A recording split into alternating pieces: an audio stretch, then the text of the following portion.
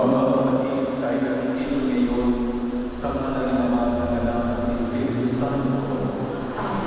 Sumayin niyo ang Panginoon. Iniaalala natin ang isa nito at inilalagay natin sa Diyos ang ating mga pasasalamat at pagpupuri sa Kanya sa lahat ng grasya at pagpapalang pinagkakaroon. Inubuli ka natin ngayon ang ika-apat na isang anibersaryo ng kamatayan ng ating bayaning si Ninoy Aquino. At ganoon din, idinadalangin natin ang kanyang pangalawa at imatanapon ang Aquino at bayaning Aquino. Habang idinadalangin natin ang intensyon ng bansang Pilipinas na sana ang mga Pilipino ay pagpapahal sa kanilang bayan at ganoon isipin ang kapakanan ng lahat, hindi lang ng sarili. Gaya ng ipinamana sa atin ng Ninoy Aquino. Idalangin din natin na sana'y magkabisa tayo sa pagmamalasakit, hindi ng grasya ng Diyos at pagsumamo na pag-isahin, isang tabi ang pag-politika, kundi isulo ang pagkakaisa at pagkakapatiran bilang mga anak ng Diyos. Idalangin natin ang intensyon ng bawat isa at ganoon din ang kapayapaan at kasagalan ng ating pamumunuan, lalo na dito sa Pilipinas. Idalangin din natin ang ating mga yumaho at ang lahat ng mga kaluluwa sa purgatorio. Mga kapatid, aminin natin ang aming mga kasalanan upang tayo maging marapat-pamanaw sa banal na pagtitiwala. Sabay-sabay natin kasi inaamin ko sa mga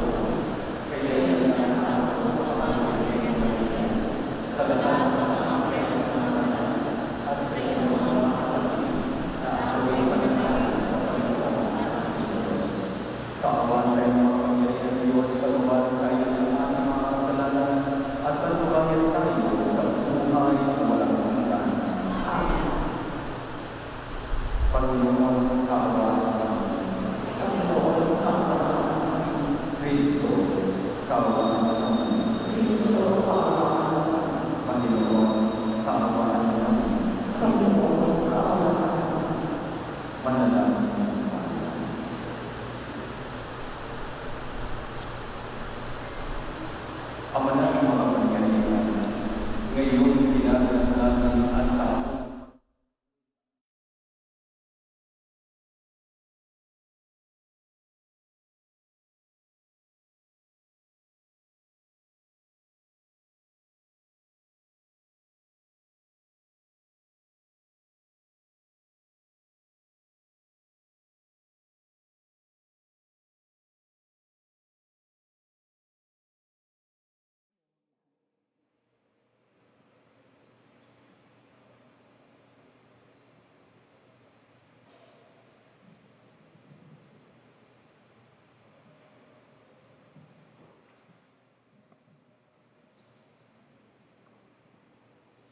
Unang pagbasa.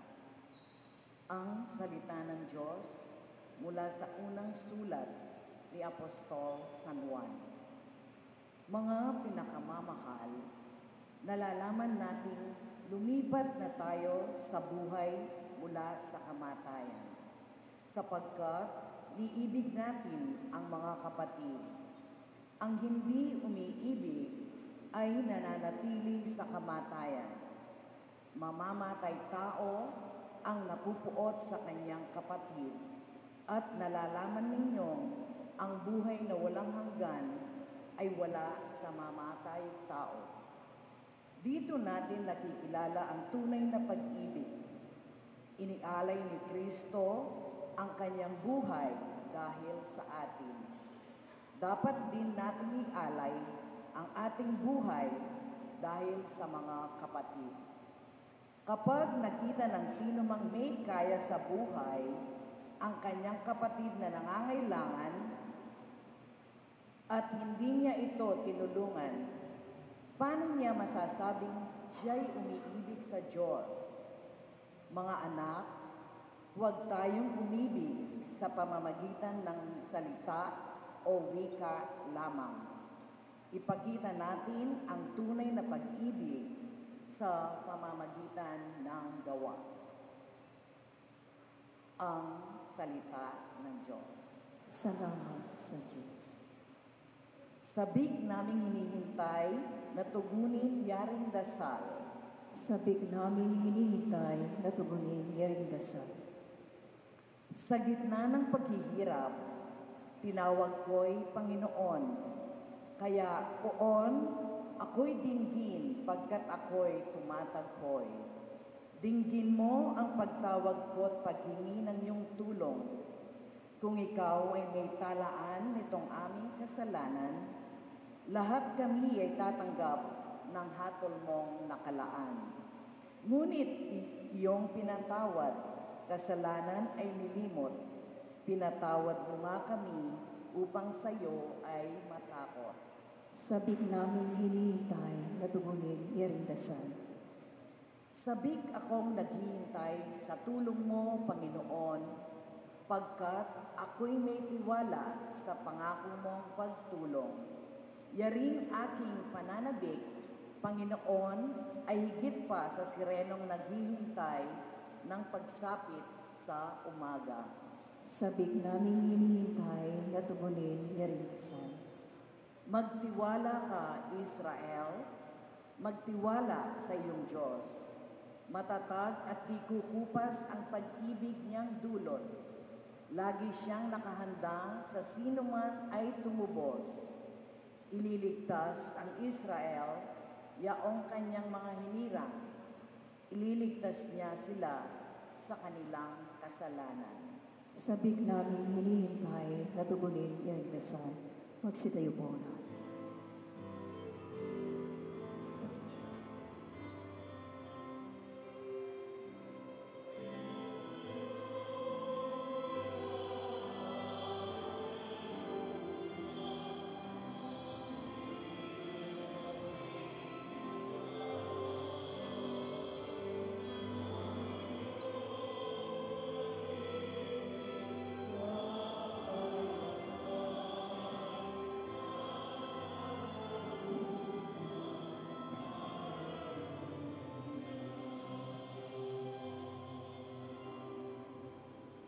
Sumainyo ang Panginoon At sumairi.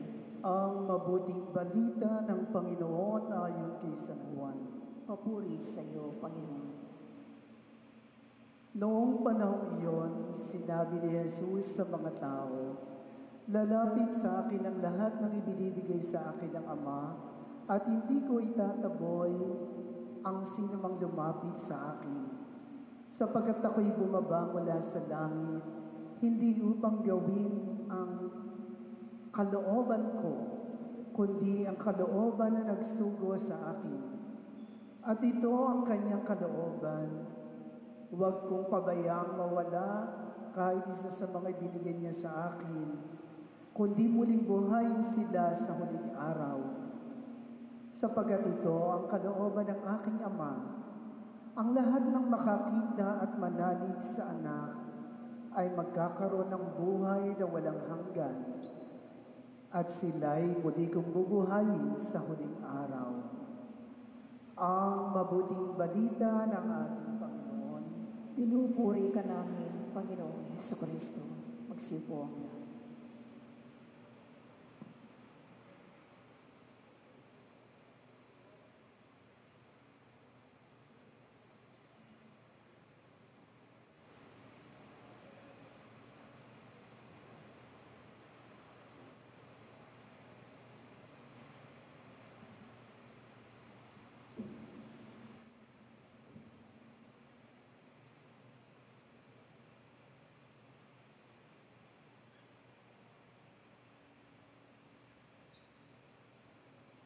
Ang kulay dilaw ay hindi na lamang political color.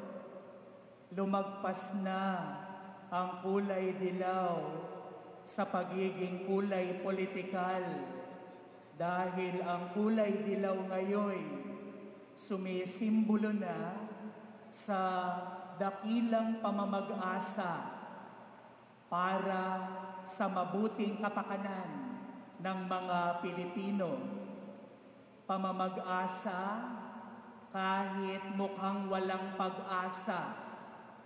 Lumaki na ang kulay dilaw dahil sa pag-aalay ni Ninoy ng kanyang buhay. Kanya nga, kahit may political affiliations pa kayo sa ibang kulay, huwag mahihiyang magsuot ng dilaw dahil hindi na politikal ang dilaw. Pamamag-asa sa mga walang pag-asa. The Filipino is worth dying for. Umaalingaw-ngaw yan, sana hanggang ngayon. Ang mga dakilang kataga ng isang dakilang bayani, Benigno Ninoy Aquino Jr. Ang mga Pilipino daw ay karapat-dapat pag-alayan ng buhay. Sa iba pang pagsasalin, ang mga Pilipino daw ay sulit na pag-alayan ng buhay. Bagamat maraming mga tao at mga kapwa Pilipino ang hindi na naniniwala na sulit pag-alayan ng buhay ang mga Pilipino. May iba pang ang nagsasabi, kasakit dang luguran, deng Pilipino, kahirap namang mahalin at pag-alayan ang mga Pilipino. Bagamat marami nang sumuko na pag-alayan ng kahit ano ang mga Pilipino, pero si Ninoy ay patuloy na nagpapaalala sa atin, huwag kang sumuko, karapat-dapat pa rin pag-alayan ng sarili at buhay ang mga Pilipino. Ang naging konsepto at pananaw kasi natin ng worth, ng halaga ay ito. Kapag maraming naibibigay, karapat-dapat yan na pag-alayan ng pansin. karapat-dapat yan na itaas sa pedestal. Kapag napapakinabangan mo, may ibinibigay sa'yo, yan ay karapat-dapat sa aking pagtingin. Diba, sa mga magkakapit-bahay, paano yung kanilang turingan sa bawat isa? Hinatiran niya ako ng spaghetti noong birthday ng anak niya, hahatiran ko rin siya ng pansit kapag nag-birthday ang isa sa mga kapamilya ko. Ganyan na ang konsepto ng worth, ng pagpapahalaga, ng pagiging marapat ng mga Pilipino. Ano yon? Kamutin mo ang likod ko, kakamutin ko rin ang likod mo. Pero hindi ganyan ang kay Ninoy. Ang kay Ninoy, yung mga taong mahahalaga, yung mga nangangailangan ng pagpapahalaga, yung mga nahihirapan, yung mga ayaw magpatulong pero kinakailangan ng tulong, yung mga inaalipusta, yung mga hindi pinapahalagahan, silang mas mahalaga at dapat pag-alayan ng buhay. Katulad ni Jesus. Ano bang sabi ni Jesus? Sino ang mas nangangailangan ng manggagamot? Yung mga makasalanan, yung mga mahihina, yung mga walang pumapansin sa kanila, siyang dapat mas pansinin. Hindi lang yung mas nagbibigay sa'yo, yung mas pinakikinabangan mo, ang may worth sa'yo. Para kay Ninoy, ang mga Pilipino ay sulit na pag-alayan ng buhay kasi mas kinakailangan nila ako. Mas kinakailangan nila.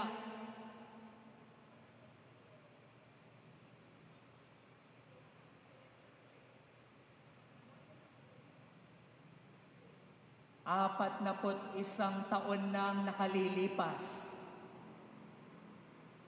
Mukhang parehong Pilipino pa rin ang makikita.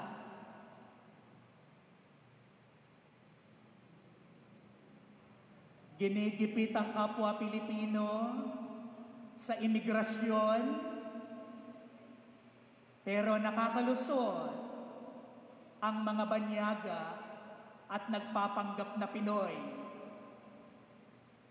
Ginigipit at pinagsusungitan ang mga mahihirap at walang impluensyang mga Pilipino sa mga proseso sa ilang tanggapan, pero pinalulusot ng mabilis na mabilis ang mga mapanling lang pero maimpluensya.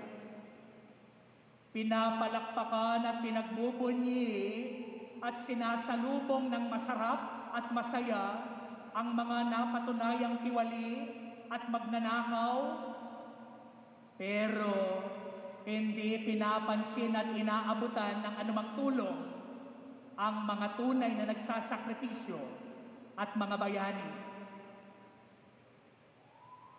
Hinahalal ang mga mapagbigay ng 20, pero nagnanakaw naman ng 100 at daan-daan at milyon-milyon. Karapat-dapat bang mahalin ang mga Pilipino? Para kay Ninoy, dahil hindi pa nagbabago ang Pilipino at ang Pilipinas, marapat pa rin pag-alayan ng buhay. Kaya hindi pa sumusulong ang Pilipinas, kulang na kulang pa rin ang mga mapag-alay ng sarili at buhay. Marami at paparami pa rin ang mga nawawalan ng pag-asa para sa Pilipino. Minsan, may isang batang nakita na may hawak-hawak na laruan na pansalok. Ang ginagawa ng batang ito, sinusubukan niyang alisin yung mga kalat doon sa isang maliit na kanal. Sinusubukan din niyang alisin yung ilang bahagi ng lupa na nandoon sa maliit na kanal. Nakita siya ng kanyang mga kalaro at ang sabi, "Bakit mo ginagawa yan? Bakit hindi mo hintayin yung mga tanod ng barangay?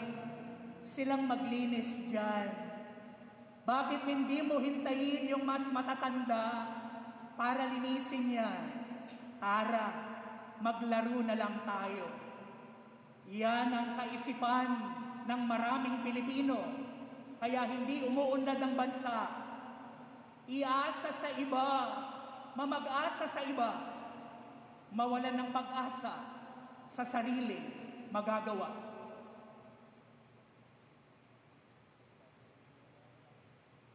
Ang maliliit at malalaking sakripisyong gagawin nyo para sa kapwa nyo at para sa bansa ay malaking bagay na aalingaw-ngaw sa mundo para mabago ang ating pamumuhay, ang ating bansa, at ang ating mundo.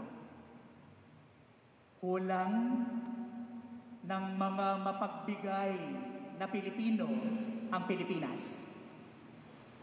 Yan ang kailangan natin. Bagamat may mariringal tayong pagdiriwang para kay Ninoy ngayon, pero mawawalang saysay ang lahat kung mga makikipagdiwang ay wala mang gagawin na pagsasakripisyo alang-alang sa kanyang kababayan, kung ang iniisip pa rin ng mga makikipagdiwang ay ang kanilang sarili. Magbibigay ako ng kaunti, kukuha naman ako ng mas marami. Magdodonate ako ng kakaunti, pero mukhang marami. Pero ang totoo, mas makikinabang pa rin ako kung ganyan ang iniisip mo, kapatid.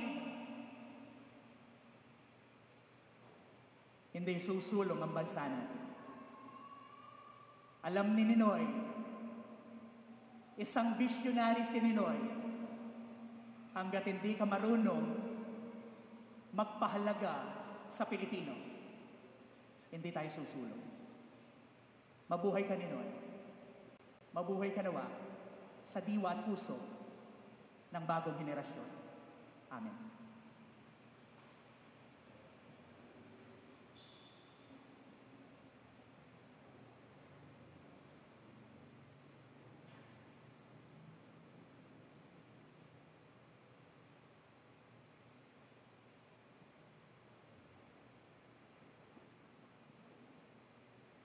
Mga kapatid, manalangin tayo sa Ama, ang Diyos ng mga buhay, para kay Ninoy Aquino Jr. at sa lahat ng mga yumao. Ating ipahayag, Panginoon ng buhay, pakinggan mo kami. Panginoon ng buhay, pakinggan mo.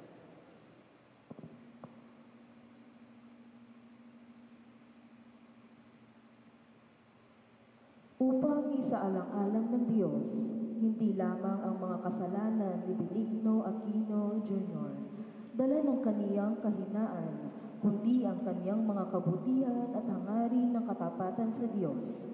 Manalangin tayo sa Panginoon. Panginoon ng aming buhay, pakinggan mo kami. Upang ang yumaong si Ninoy Aquino Jr. na tumanggap ng binhi ng pagkabuhay ng siya'y binyagan, ay pagkaluban ng palaging pakikipamuhay sa piling ng mga banal. Manalangin tayo sa Panginoon. Panginoon ng aming buhay, pakinggan mo kami.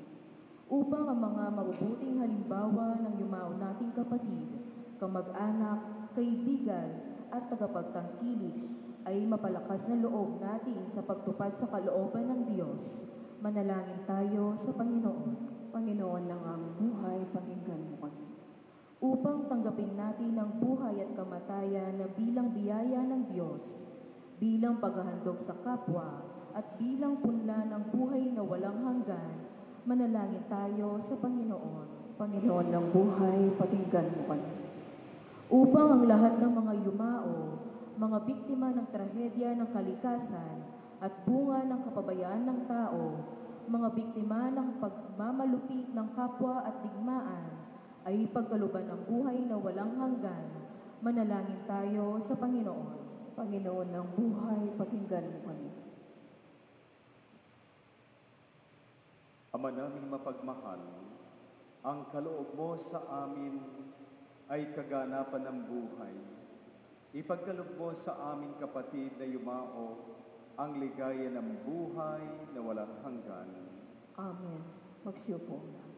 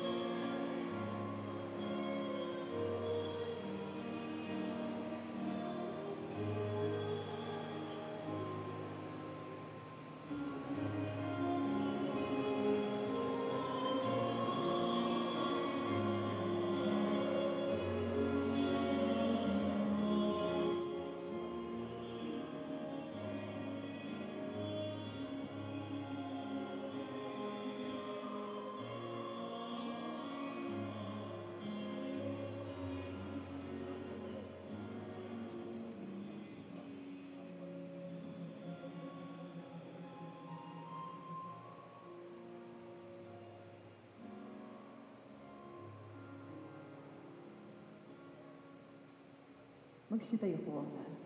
Manalangin kayo mga kapatid upang ang pag-aahin natin ay kalugdan ng Diyos sa mga makapangyarihan sa lahat. Tanggapin nawa ng Panginoon itong paghahain sa iyong mga kamay, sa kapurihan niya at karangalan, sa ating kapanginabangan at sa buong sambayanan niyang banal. Ama naming lumikha, ipadama mong ikaw ay kapiling namin sa aming pagdalangin para kay Benigno Aquino Jr. Ngayong pinag-uukulan namin ng taunang paggunita ang kanyang pagpanaw upang ang paghahain namin ng papuri sa ikapagpapatawad ng kasalanan ay magpagindapat na siya'y makatambal sa iyong mga banal. Sa pamamagitan ni Jesucristo kasama ng Espiritu Santo, magpasawalang hanggan.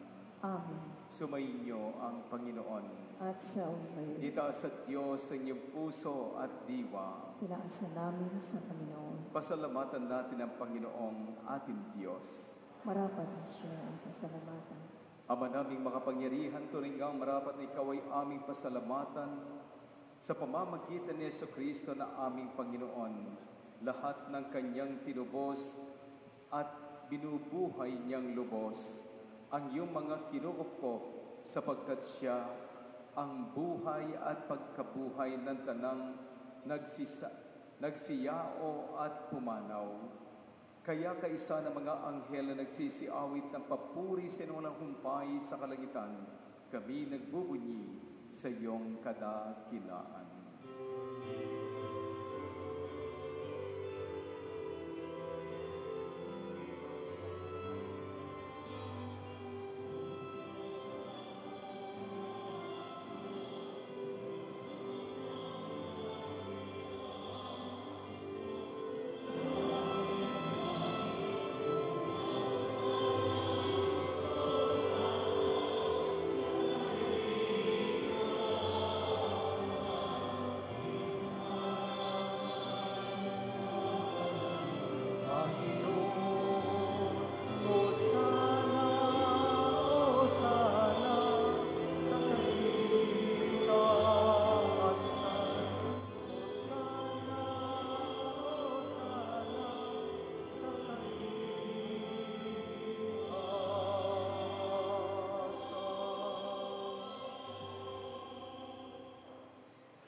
Ama naming banal, ikaw bukal ng tanang kabanalan, kaya't sa pamamagitan ng Espiritu gayon mong banal ang mga kaloob na ito, upang para sa amin maging katawan at dugo ng aming Panginoong Heso Kristo. Bago niya pinagtiis ang kusang loob na maging handog, hinawakan niyang tinapay, pinasalamatan kanya. Pinaghati-hati niya iyon, iniabot sa kanyang mga alagad at sinabi, "Tanggapin ninyong lahat ito at kanin. Ito ang aking katawan na ihahandog para sa inyo."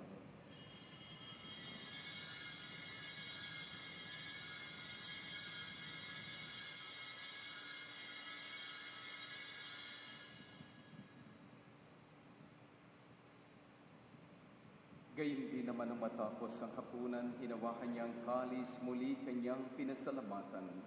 Iniabot niyang kalis sa kanyang mga alagad at sinabi, "Tanggapin ninyong lahat ito at inumin. Ito ang kalis ng aking dugo, ng bago at walang hanggang tipan. Ang aking dugo na ibubuhos para sa inyo at para sa lahat sa ikapagpapatawad ng mga kasalanan. Gawin ninyo ito sa pag-alala sa akin."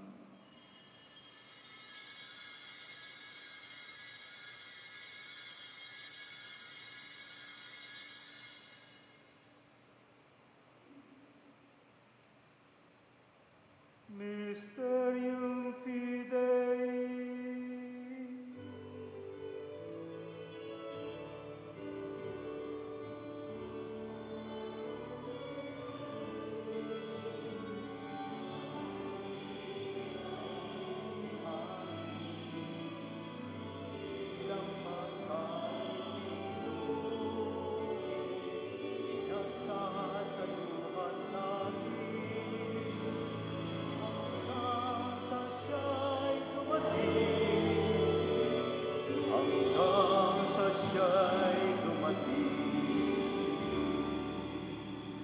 Ama, ginagawa namin ngayon ang pag-alala sa pagkamatay at muling pagkabuhay ng iyong anak.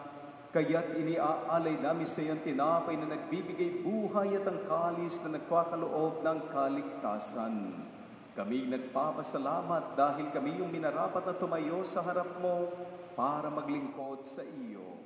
Isinasama namin kaming magsasalo-salo sa katawan at dugo ni Kristo ay mabuklod sa pagkakaisa sa pamamagitan ng Espiritu Santo. Ama, lingapin mo ang iyong simbahang laganap sa buong daigdig. Puspusin mo kami sa pag-ibig kay San Francisco, naming Papa, ang kapulungan ng mga obispo at ng tanang kaparian.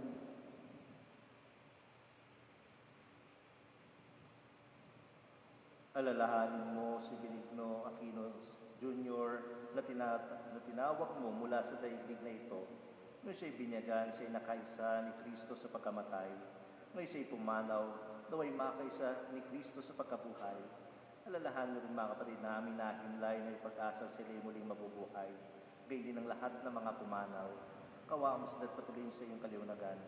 Kawa mo at pagindapati kaming lahat na makasalo sa iyong buhay na walang wakas, kaisa ng mahal na Birheng Maria na ina ng Diyos, ni San Jose, na kalinis-lisang esposo, kaisa ng mga apostol at ng lahat ng mga banal na namuhay dito sa daigdig ng kalugod-lugod sa iyo. Maipagdiwang nawa namin ang pupuri sa kararangal mo sa pamagitan ng iyong anak na aming Panginoong Jesucristo.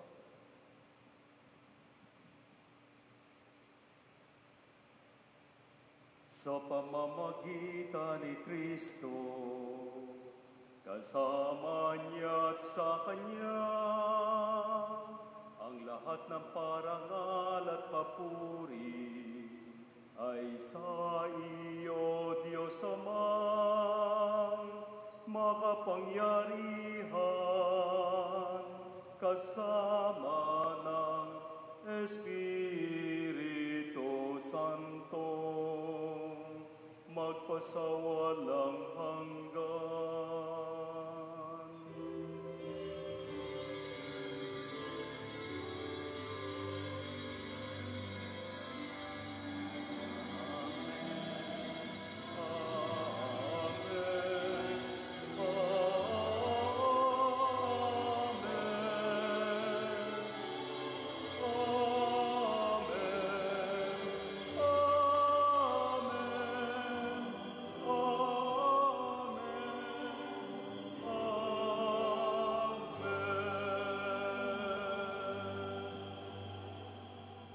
Mga kapatid, sa tagubilin ang gagaling na utos at turo ni Jesus na pag natin at Diyos, ipahayag nating lakas loob.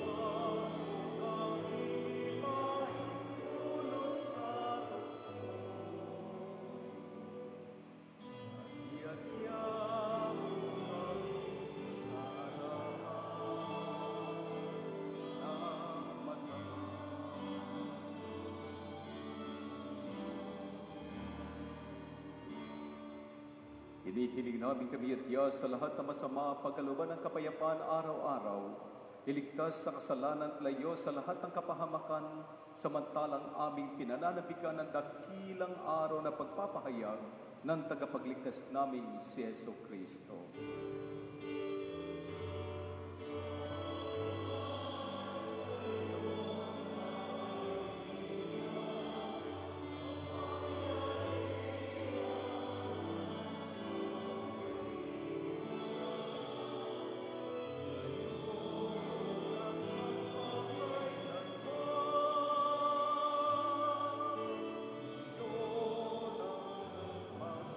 Kasama ng Espiritu Santo, magpasawalang hanggan.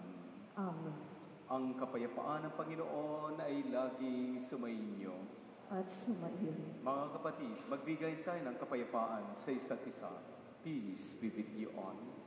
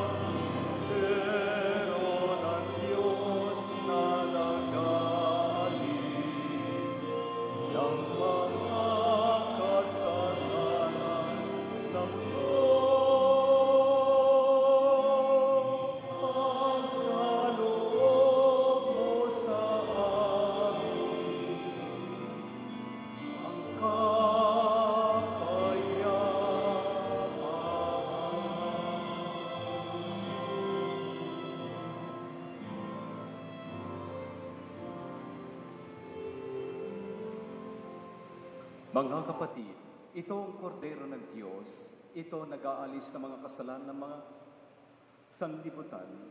Mapapalad tayong ina niya makibahagi sa kanyang piging.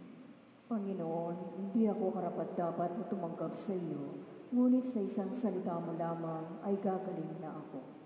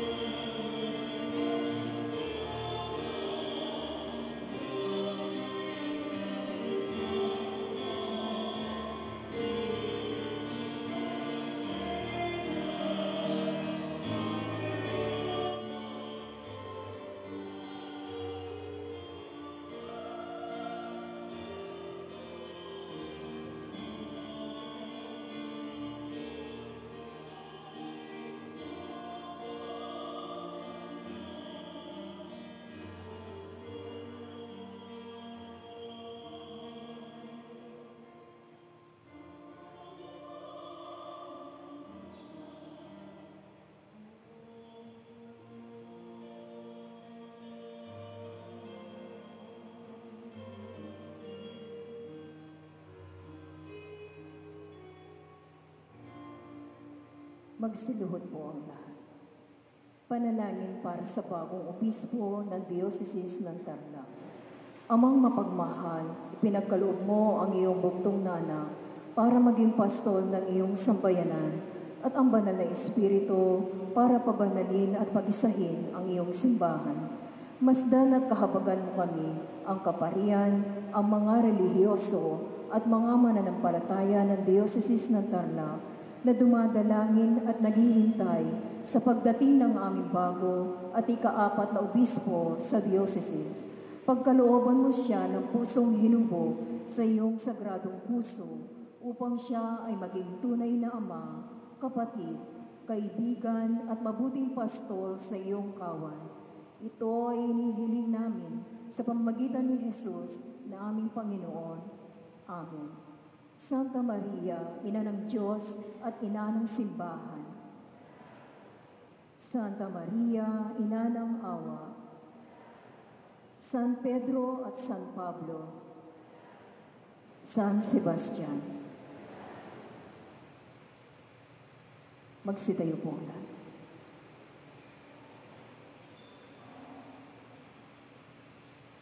Manalangin tayo.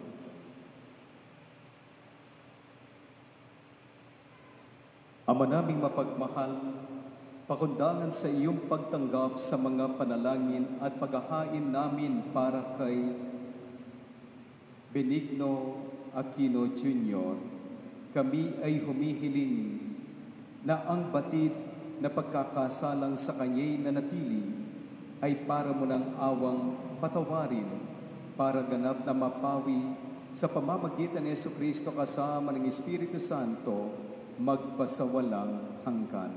Amen. Sandali lang po at maupo muna tayo. Ating pong pakinggan ang apo ng Yumao na ito po si Mr. Kiko D.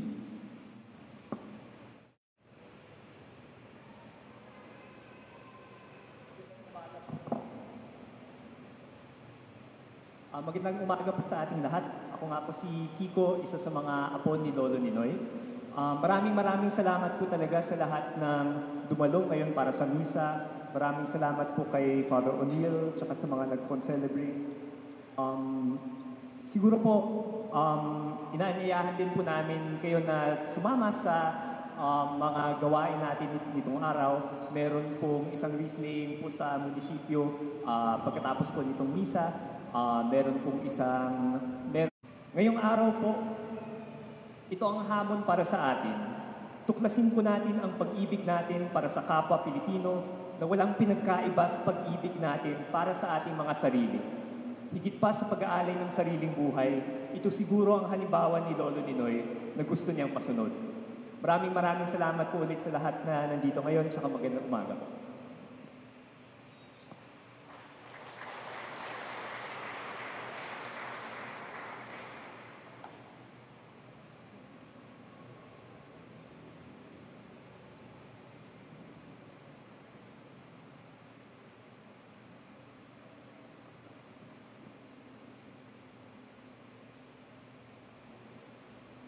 Magsitayo na po ang lahat. Sumainyo ang Panginoon. At sumayo. At pagpalain kayo ng makapangyarihang Diyos Ama at Anak at Espiritu Santo. Amen. Tapos ng banal na misa, humayo ang taglay ang kapayapaan ni Kristo. Salamat sa Diyos.